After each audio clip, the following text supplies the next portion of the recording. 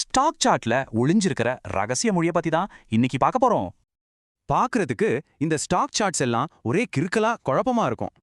கொஞ்சம் கன்ஃபியூஸ் ஆகுதா? ஆனா இந்த குழப்பத்துக்குள்ள ஒரு சீக்ரெட் கோட் இருக்குன்னா இந்த வடிவங்கள் தான் க்ளூஸ். இத புரிஞ்சுக்கிட்டா அடுத்து என்ன நடக்கும்னு கணிக்கலாம்.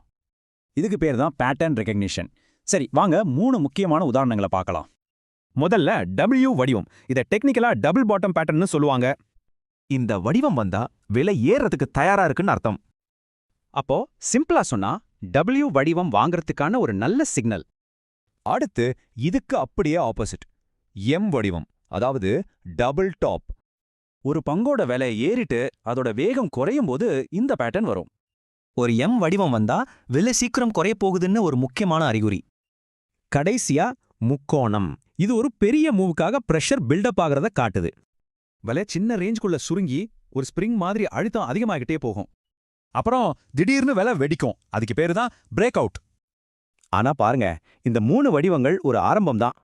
மொத்தமா ட்ரேடர்ஸ் கவனிக்கிற மாதிரி கிட்டத்தட்ட 11 பொதுவான பேட்டர்ன்ஸ் இருக்கு.